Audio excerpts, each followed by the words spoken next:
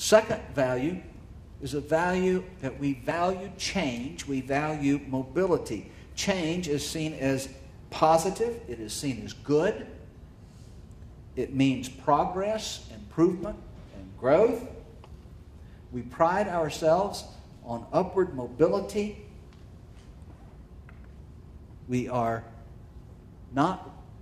That's not unrelated to the fact that we have personal control over the environment, our environment.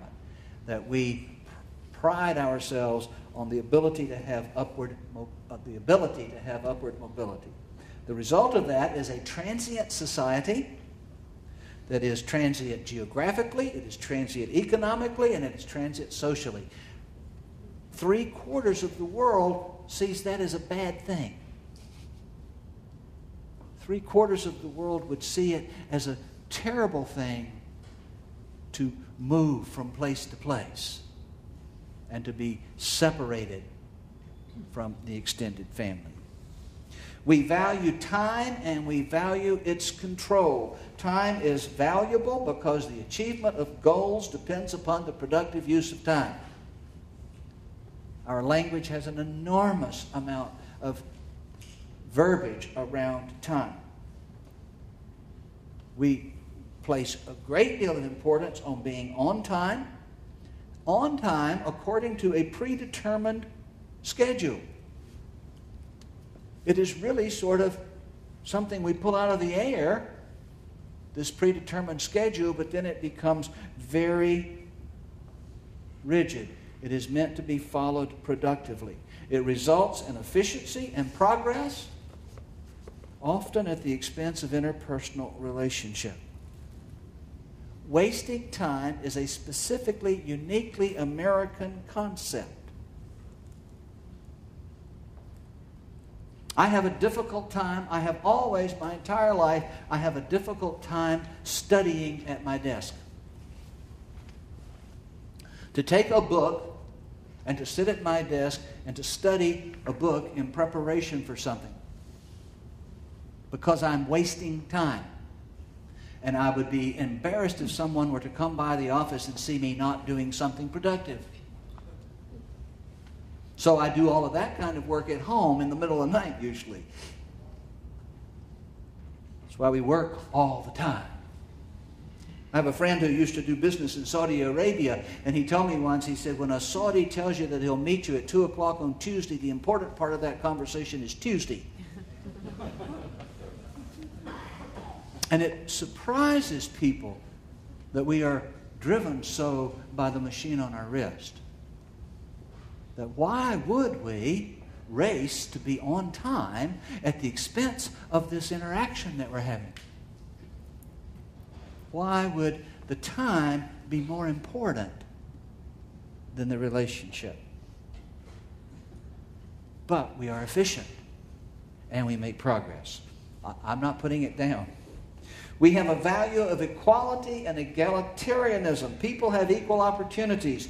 People are important as individuals for who they are, not from the family they come from. It is a reality that is perceived through a lens, so it has become a reality that we believe to be true, even though when there is a mountain of evidence that would demonstrate that it's not so. As Robert Cole said, the Americans believe that value so much that they enshrined it into religion. We believe that all men are created equal. And we believe it to be so, so it must be so. It is the reality because we believe it to be the reality. The result is that little deference is shown to status or rank or a person's position. 7/8 of the world find rank and authority to be desirable. We have a value of individualism, independence, and privacy. People are seen as separate individuals, not as group members with individual needs. People need time to be alone and be by themselves. The result of that are that Americans are seen by people from the rest of the world as being self-centered, and sometimes isolated and often lonely. It's also very difficult for us to see the reality that's painted by the Bible because the Bible doesn't have that lens. Americans have a value of self-help. We take pride in our accomplishments, not in our name. Robert Coles says if you take a standard desk dictionary and look in the S section, you will find, generally speaking, on the average, over 100 English words that start with self.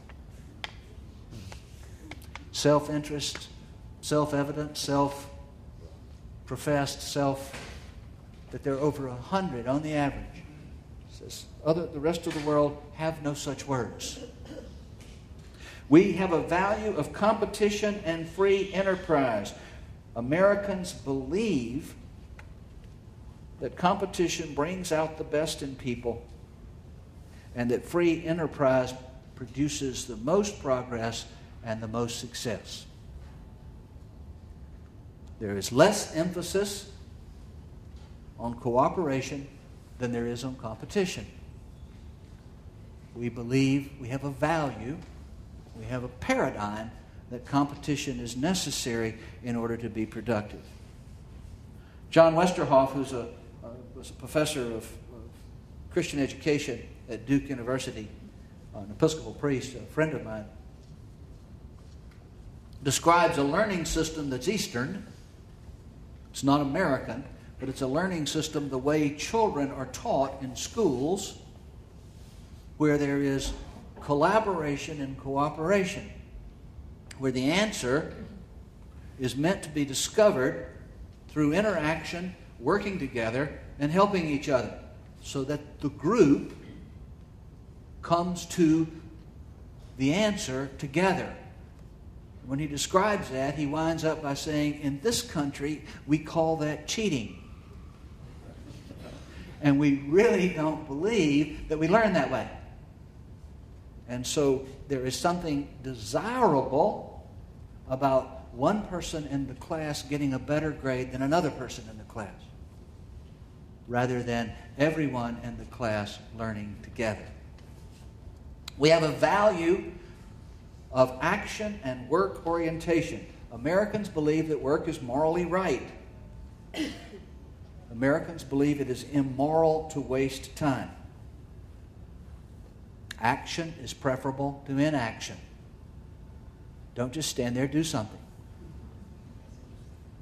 There's a more emphasis on doing rather than being. Someone said, don't do anything, just stand there. We have a value of informality. We believe that formality is un-American. We believe that formality is a show of arrogance and superiority. We are casual, egalitarian attitudes about people and their relationships. That is very, very difficult for many foreigners to understand. It is very difficult for them to understand addressing each other by first name or saying hi. Saying hi to your boss is a very difficult thing. Americans value directness, openness, and honesty. You can only trust people who look you in the eye, who tell it like it is, who tell the truth, not as a function of their conscience or your feelings, but just as a function of the truth. And the use of an intermediary to deliver bad news would be considered manipulative or dishonest. Americans value practicality and efficiency. It's usually more important than consideration when decisions are made. And finally, not to be a surprise, Americans value materialism and acquisitiveness, acquisition of things. Material goods are seen as the reward for just hard work. They are evidence of God's favor. Many people in the world see Americans as caring more for things than they do for people. I don't believe that's true, but it's a value that we live by. Once Elizabeth and I were when we were in Michigan, in western Michigan, Grand Rapids, the Diocese of Ondo, which was in Nigeria, I believe. Nigeria, or I think it's Nigeria. The bishop of the diocese and the archdeacon came, and they had an entourage, the ECW. They came for about 5 or 6 days for a visit to the diocese. We had a relationship with them. And the bishop asked me would I take care of them one day, kind of show them around. And so we set up a tour of a steel case factory so they could see how American industry worked, and we did a lot of things with them. And Elizabeth helped me out because there were 6 of them, and I was going to be taking them around, and so she spent the day with us. And I was driving a GMC Jimmy. You remember the Jimmy? And Elizabeth had a little small Oldsmobile, and she was following me, and we were in the car, and Archdeacon was sitting in the driver's seat, the seat next to me. And he kept reaching up and touching the padding on the dashboard. Finally, he says to me, he says, "Tell me, is this your car?" And I didn't know how to tell him that not only was this my car, but the one behind us was too. Actually, I had a small interest in it. It was the bank's cars. Both of them were. And all of that ran through my mind. And how do you start? And so I just said, yes, it's my car. He said, in our diocese, we have one car. And if a priest needs the car, the priest walks to the diocese to get the car. And then walks back when he's through with the car. It's a different reality. It's a different world. It's a different value system. The final thing I want to say, and I want to just file this by title, and I will just unpack it that much next week before we move to the first habit in the book. The biblical paradigm is a different reality. Happiness comes from being in relationship with God. The existential problem of humanity is sin. While there is a balance between community and individual, the community of God's people is more highly valued than the individual. Power is understood very differently than we understand it. And love is the primary thing. It's not a secondary thing. More about that next week. Thank you.